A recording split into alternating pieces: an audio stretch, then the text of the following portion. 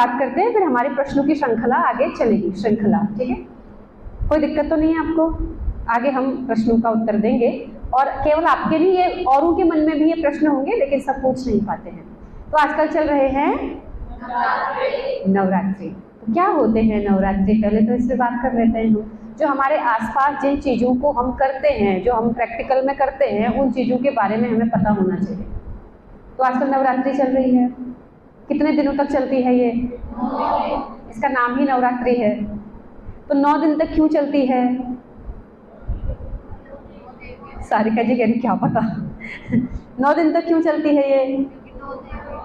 9 देवियों का क्या किया जाता है? इसमें पूजन किया जा रहा है। तो 9 देवी सबसे पहली कौन सी है? शैलपुत्री, फिर ब्रह्मचारिणी, ऐसे करके 9 देवियों का नाम, ठीक है। तो अब ये 9 दिन तक 9 देवी के नाम से क्या रखा जाता है? उपवास। एक ने बोला उपवास, वेरी गुड, ऐसे ही बोलिए जो आप रखते हो। और क्या किया जाता है? उपवास। और उसको क्या बोलते हैं? व्रत, ठीक है। एक तो आपने बोला उपवास, क्या बोला? और एक तो बोला व्रत, ठीक है। 9 देवियों का 9 दिन तक हम उपवास और व्रत रख रहे हैं। तो आपके हिसाब से व्रत और उपवास एक ही चीज है? हाँ या ना? कितने लोग मानते हैं कि व्रत और उपवास एक ही चीज है? Raise your hand.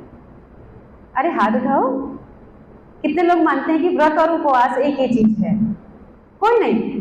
अच्छा, कितने लोग मानते हैं कि दोनों अलग अलग हैं? हाथ उठाइए। अब पूछूंगी तो उत्तर भी देना पड़ेगा, ठीक है। अच्छा, दोनों अलग अलग चीज हैं? पक्की बात? पक्की बात, दोनों अलग अलग चीज हैं। तो कोई बोल रहे हैं कि 9 देवियों का व्रत रखते हैं, कोई बोल रहे हैं कि 9 देवियों का उपवास रखते हैं। तो जब दोनों अलग अलग हैं तो इसका मतलब जो उपवास रखते हैं वो अलग रख रहे हैं और जो व्रत रखते हैं वो अलग रखते हैं। हाँ, क्या है बताइए? आपने हाथ उठाया था। हाँ, उपवास क्या है और व्रत क्या है? व्रत तो एक संकल्प है। उपवास में हम कुछ खाते नहीं हैं बहुत अच्छा, तालियां बजाइए इनके लिए, अच्छा प्रयास किया। बैठ जाइए। कुछ ना बोलने से बेहतर है कुछ बोला जाए, है कि नहीं है? हाँ प्रियंवदा जी, व्रत और उपवास में क्या अंतर है? कॉलेज वालों को मैंने बोला था कि वो गीता के श्लोक याद करके आएंगे, किया था आप लोगों ने ना? हाथ क्यों नहीं उठाया था गुरुजी के सामने? सोते हो आप लोग? हाँ बोलिए, व्रत और उपवास में क्या अंतर है?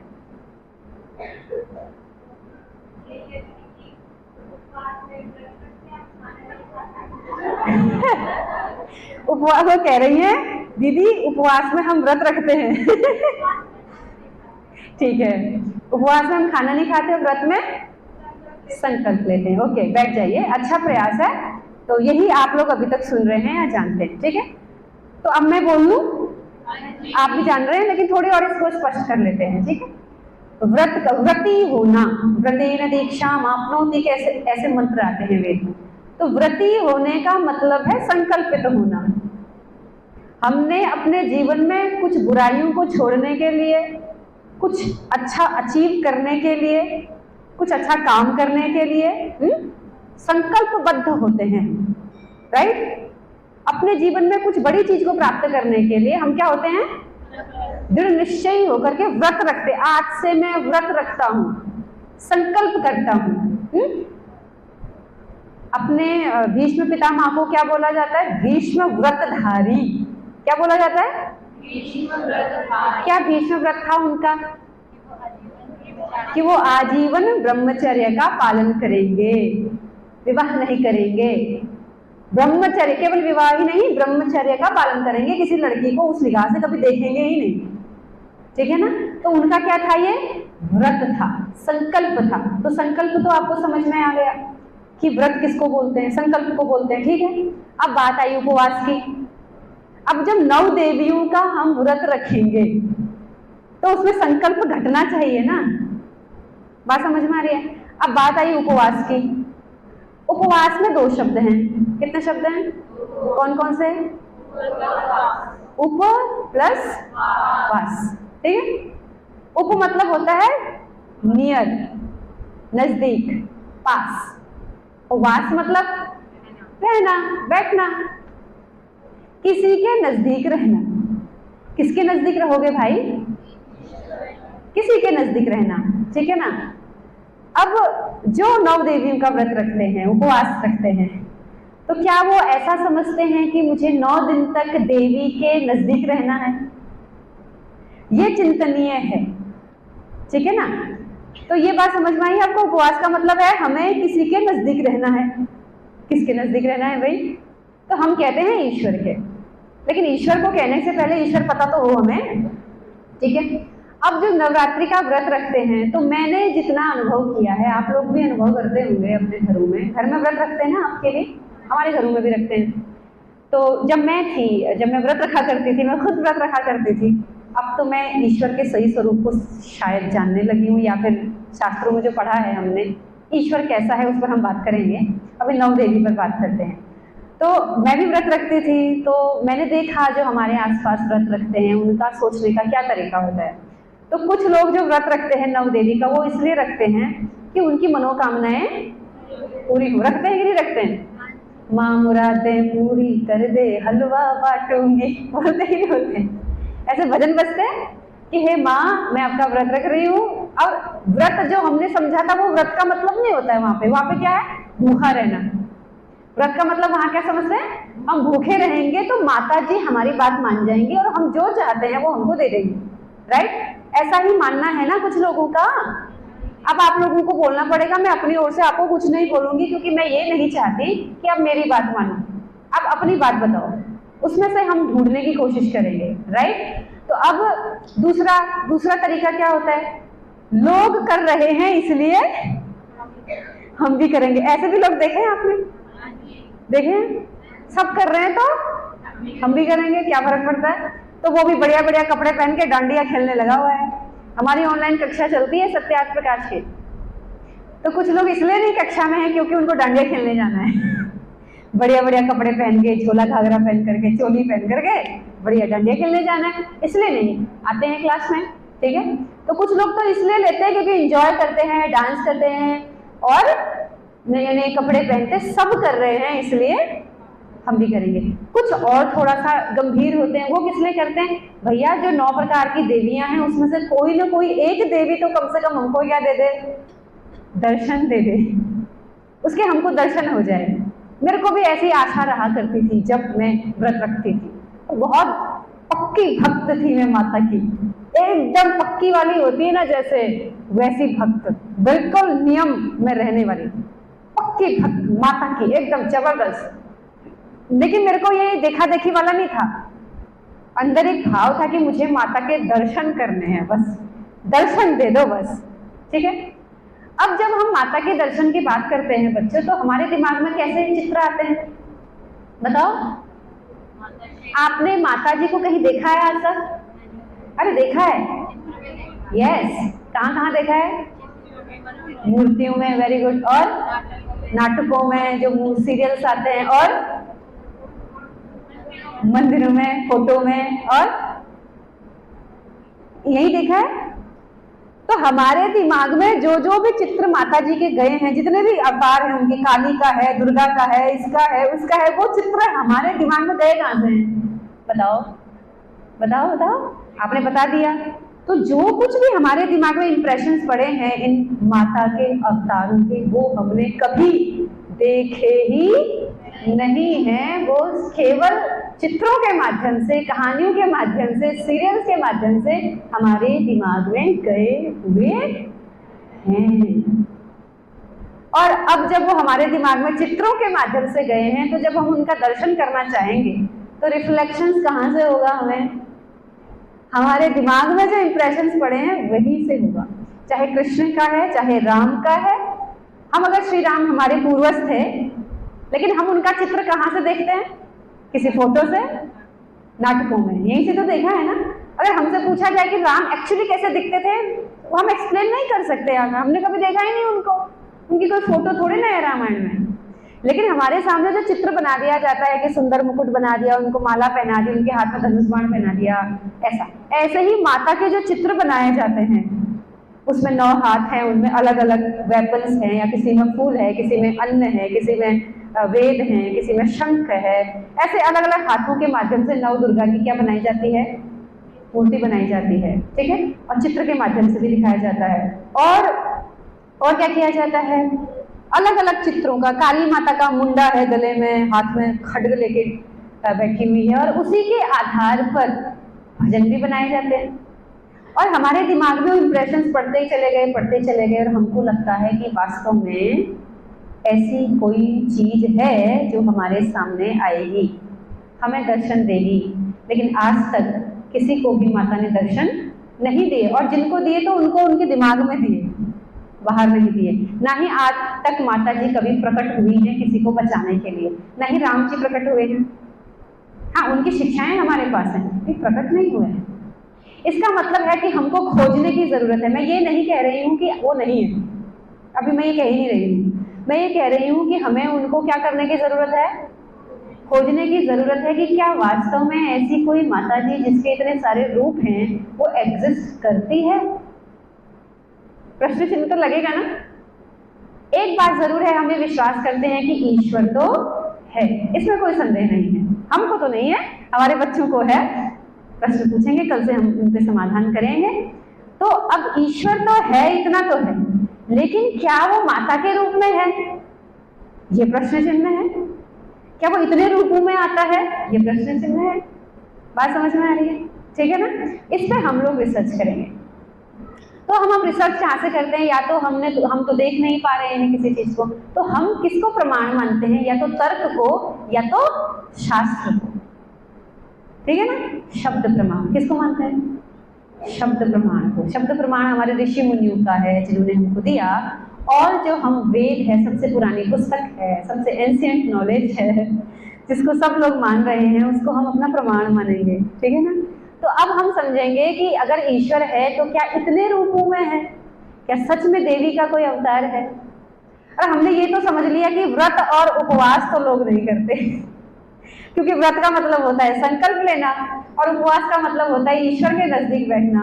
दोनों में से एक काम भी लोग नहीं कर रहे हैं। तो जो नवरात्रि के रूप में कर रहे हैं, वो लोगों ने अपने अपने विचारधाराएं उसमें बनाई हुई हैं। कोई कर भी रहे होंगे, माता को ईश्वर मान करके उनकी भक्ति, उनके भाव में रहते हैं, वो उपवास माना जा सकता है।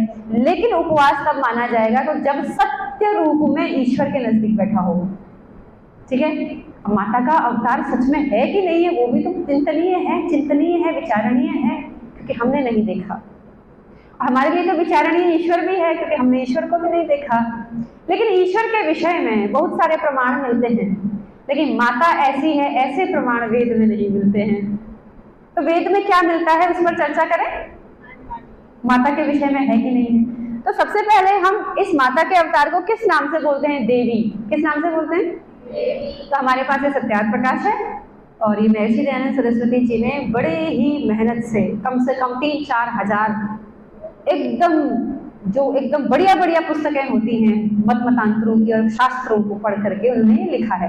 तो इसमें वेदों से संबंधित बातें हैं, तो जो भी लिखा है वेदों के अनुसार लिखा है। तो इसमें उन्होंने देवी किसको बोला, ठीक है। अब उन्होंने बोला कि ब्रह्म का कोई लिंग नहीं होता। ब्रह्म मतलब ईश्वर, ईश्वर का कोई लिंग समझते हो, स्त्रीलिंग, पुल्लिंग, नपुंसकलिंग। अगर ईश्वर, लिंग किसका होता है, शरीर का, किसी ऑब्जेक्ट का। ईश्वर ना तो शरीर है ना तो कोई ऑब्जेक्ट है, शरीर भी एक ऑब्जेक्ट है, तो फॉर्मलेस है, ऐसा वेदों में विधान है। तो जो फॉर्मलेस है उसका कोई लिंग नहीं निर्धारित कर सकते, तो ईश्वर कोई लिंग वाला नहीं है। तो जो कोई लिंग वाला नहीं है तो उसको हम किसी भी लिंग से बोल सकते हैं। तो उन्होंने कहा ईश्वर का नाम ब्रह्म भी है, ईश्वर का नाम चिति भी है, और ईश्वर का नाम ईश्वर भी है। तो ईश्वर किस लिंग में है बच्चों, पुल्लिंग में। ईश्वर हमें देख रहा है, ऐसा बोलेंगे। चिति किस लिंग में है, चिति स्त्रीलिंग में। तो जब हम ईश्वर को चिति बोलेंगे तो वो स्त्रीलिंग बन जाएगा। तो चिति करके बोलेंगे अगर हम ईश्वर, तो ईश्वर देव हमें देख रहा है, ऐसे बोलेंगे। तो जब वो देव हो जाएगा मतलब पुल्लिंग हो जाएगा। और अगर हम बोलेंगे चिति हमको देख रही है, हर वक्त देख रही है, हमारे अंदर है चिति शक्ति, चेतन शक्ति, चिति बोलेंगे तो कौन सा लिंग बन जाएगा। तो महर्षि दयानंद ने बोला कि जब ईश्वर का विशेषण होगा तब देव कहलाएगा ईश्वर, और जब चिति का विशेषण होगा तो तब क्या कहलाएगा ईश्वर? देवी। तो यहाँ पर क्या समझ में आ रहा है कि देवी नाम ईश्वर का ही है उसके गुणों के आधार पर। यहाँ पर कोई 9 दुर्गा वाली देवी की बात नहीं की जा रही है, यहाँ पर एक ही जो निराकार ईश्वर है, फॉर्मलेस है, सब जगह विद्यमान है, उस ईश्वर की बात की जा रही है। आप एग्री करते हो इस बात से? बात समझ में आ रही है? ठीक है, हम इस पर और खोज करेंगे, हम कल ईश्वर की चर्चा और करेंगे। दूसरा, ईश्वर को, माता को आप लोग बोलते हो शक्ति, आदि शक्ति, क्या बोलते हो? महर्षि दयानंद ने वेदों के अनुसार क्या बोला कि जो शक्ति शब्द है ये किससे बनता है? शक्ति शक्तौ, एक धातु होता है, हर शब्द किसी न किसी धातु से बनता है, रूट है, उसका रूट होना चाहिए। तो शक्ति शब्द का रूट क्या है? शक्ति शक्तौ धातु, ये रूट है, धातु मतलब रूट है, ठीक है। तो वो कह रहे हैं कि यह सर्वम जगत कर्तुम शक्नोति सह शक्ति, मतलब जो पूरे जगत का निर्माण कर सकता है वो क्या कहलाएगा? शक्ति। जो सब जगत के बनाने में समर्थ है, इसलिए उस परमेश्वर का नाम क्या है? शक्ति। इसका मतलब जगत को कौन बनाता है? हम बना सकते हैं क्या? नहीं बना सकते ना। तो एक ही ईश्वर ने इस पूरे संसार को बनाया है, इसलिए इसको क्या बोलेंगे? शक्ति। तो शक्ति नाम भी किसका हुआ? वहां पे कोई देवी का अवतार वाली बात ही नहीं की जा रही है वेदों में, वहां पे बात की जा रही है कि एक ही जो परमात्मा है, जो ईश्वर है, जिसने सृष्टि की रचना की, क्योंकि वो इतना शक्तिशाली है, सामर्थ्य है उसमें सृष्टि की रचना करने का, इसलिए इसको क्या बोला जाएगा बच्चों? शक्ति। ये वेदों के अनुसार हम समझ रहे हैं, ठीक है। और आप देवियों के नाम क्या क्या है? श्री, क्या बोलते हो? कहते हैं कि श्री सेवायाम धातु से बनता है। आप सुन लो, आपको नहीं समझ में आएगा क्योंकि आप संस्कृत उतनी गहराई से नहीं पढ़ते हैं, फिर भी आपको पता होना चाहिए थोड़ा बहुत। वो कह रहे हैं कि जिसका सेवन सब जगत विद्वान और योगी जन करते हैं, उस परमात्मा का नाम श्री है। जिसका सब सेवन करते हैं, जिसको सब मानते हैं, जिसका सब उपासना करते हैं, जिसको सब ग्रहण करते हैं, जिससे सब डरते हैं, उस परमात्मा का नाम क्या है? श्री है। यानी एक ही परमात्मा है, उसका नाम श्री है। शक्ति भी उसी का नाम है और देवी भी उसी का नाम है। ओके, और अब और क्या नाम उसे पुकारते हैं? जैसे लक्ष्मी, क्या बुलाते हैं? तो उन्होंने बोला लक्ष्य दर्शनांकनयोः धातु से बना है। अब इसका अर्थ देख लो कितना जबरदस्त है। जो सब चराचर जगत को देखता, चिह्नित अर्थात दृश्य बनाता, यानी जो सारे संसार को देखता है, देखना को भी लक्ष्य करना कहते हैं, है ना। और जो सब संसार को बनाता है, चिह्नित करता है, लक्ष्य करता है, चिह्नित करता है। जैसे नाक को चिह्नित किया तभी तो हम पहचान पा रहे हैं ना नाक है। आंख को चिह्नित किया, बनाया, तभी तो हम पहचान पा रहे हैं आंख है। सूर्य को बनाया, चिह्नित किया, तो हम क्या बोल रहे हैं? वो देखो वो सूर्य है। किसने बनाया है इसको? तो सब जगत के पदार्थों को चिह्नित कौन करता है? और फिर उसका नाम उसने कहाँ दिया? वेदों में, कि उसको सूर्य बोलते हैं, इसको चंद्रमा बोलते हैं, इसको पृथ्वी बोलते हैं। ये नाम कहाँ चिह्नित किए? इसलिए लक्ष्य करने की वजह से उसको क्या बोला जाता है? लक्ष्मी बोला जाता है। देखो कितनी जबरदस्त चीजें हैं। तो और भी वो कह रहे हैं, और ऐसी सारी बातें, और वो कह रहे हैं जो वेदादि शास्त्र व धार्मिक विद्वान योगियों का लक्ष्य अर्थात देखने योग्य है। यानी जो वेदादि शास्त्रों में किसको लक्ष्य किया गया है? ईश्वर को। वेदादि शास्त्र किसको बता रहे हैं? एक ही ईश्वर को लक्ष्य कर रहे हैं, बता रहे हैं। और योगी जन जिसको लक्ष्य करते हैं, यानी योगी जन जिसको लक्ष्य बना करके ध्यान साधना करते हैं, इसलिए ईश्वर का नाम क्या है? बोलो लक्ष्मी। और बोलिए लक्ष्मी। एक ही ईश्वर का नाम क्या है? उसी का नाम देवी, उसी का नाम शक्ति, उसी का नाम श्री, उसी का नाम लक्ष्मी। और आप सरस्वती नाम से भी जानते हो ना। अब जितने भी आपके देवी के नाम है वो सब ईश्वर में घट जाएंगे। जो दुर्गा वगैरह वगैरह बोलते हो आप, वो किसी न किसी धातु से घट जाएंगे, लेकिन जो मुख्य हैं, शास्त्रों में सम्मत हैं, वो यहाँ महर्षि ने दिए हुए हैं। अब आप सरस्वती नाम से जानते हो ना, तो एक श्री गतौ धातु है, उससे बनता है। तो कहते हैं सरो विविधम ज्ञानम विद्यते यस्याम चितौ सा सरस्वती। जिसको विविध विज्ञान अर्थात शब्द अर्थ संबंध प्रयोग का ज्ञान यथावत होवे, इससे उस परमेश्वर का नाम सरस्वती है। ईश्वर को शब्द का भी ज्ञान है, उसके अर्थ का भी ज्ञान है, उसके संबंध का ज्ञान है। कल आपके जो प्रश्न होंगे उसमें आएगा कि कैसे ज्ञान हुआ मनुष्य को वेदों का। तो जब मनुष्य को ईश्वर वेदों का ज्ञान देते हैं, जो जिन ऋषियों को ज्ञान दिया सबसे पहले। शब्द बताएंगे, जैसे मान लो माइक तो खैर वेदों में नहीं है, ये तो मनुष्य ने बनाया, इसका नाम भी मनुष्य ने रखा। जैसे ये क्या है, एक ऑब्जेक्ट है ना, है कि नहीं है ऑब्जेक्ट? इस ऑब्जेक्ट का नाम क्या रखा है? माइक। और इसको ऑब्जेक्ट कहते हैं, इन दोनों का संबंध। हम बोलेंगे ना माइक कहाँ है, तो आप ऐसे इशारा करोगे ना, तो जब हम इसकी ओर इशारा करेंगे, इसको लक्ष्य करेंगे, तो हम क्या करेंगे, ये माइक है, ये माइक है, ठीक है। तो माइक शब्द और इस ऑब्जेक्ट के बीच में क्या बन जाएगा? शब्दार्थ संबंध बन जाएगा। बात समझ में आ रही है?